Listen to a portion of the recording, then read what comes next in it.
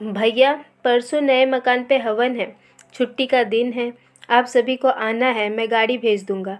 छोटे भाई श्याम ने बड़े भाई राम से मोबाइल पर बात करते हुए कहा। क्या छोटे, किराए के दूसरे मकान में शिफ्ट हो रहे हो? नहीं भैया, ये अपना मकान है, किराए का नहीं। अपना मकान? भरपूर आश्चर्य के साथ राम के मुंह से निकला।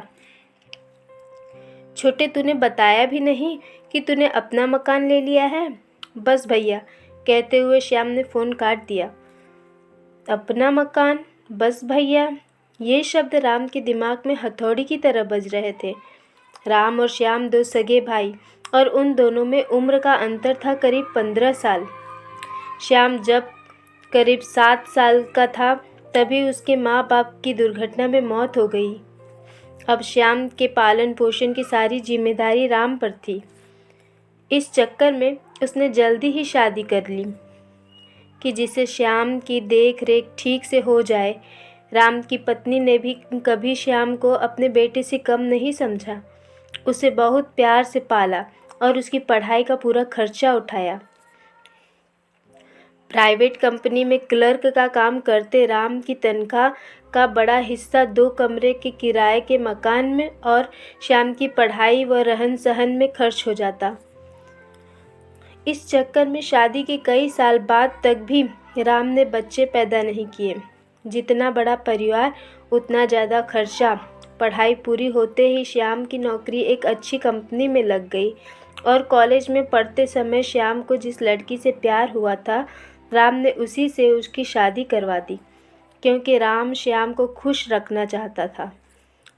बड़े भाई के साथ रहने की जगह कम पड़ने के कारण उसने एक दूसरे किराए का मकान ले लिया।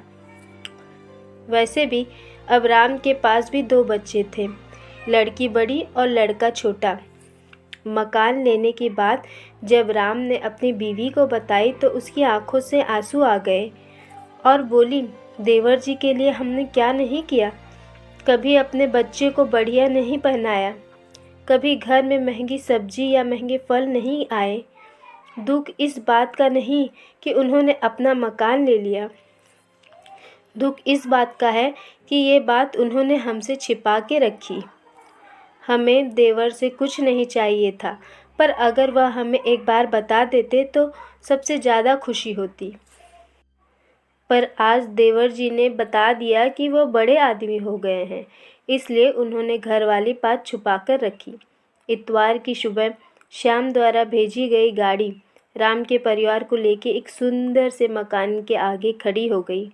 मकान को देखकर राम के मन में एक हुक सी उठी। मकान बाहर से जितना सुंदर था, अंदर से उससे भी ज़्यादा सुंदर। हर तरह की सुख सुविधा का पूरा इंतजाम। उस मकान के 2 एक जैसे हिस्से देखकर राम ने मन ही मन कहा, देखो छोटे को अपने दोनों लड़कों की कितनी चिंता है। दोनों के लिए अभी से एक जैसा 2 हिस्सा तैयार कराए हैं। पूरा मकान 1.25 करोड़ रुपये से कम नहीं होगा।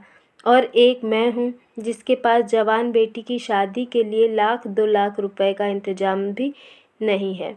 मकान देखते समय राम की आंखों में आंसू थे, जिन्हें उन्होंने बड़ी मुश्किल से बाहर आने से रोका। तभी पंडित जी ने आवाज़ लगाई, हवन का समय हो रहा है। मकान के स्वामी हवन के लिए अग्निकुंड के सामने बैठे। श्याम के दोस्तों ने कहा, पंडित जी तुम्हें बुला रहे हैं।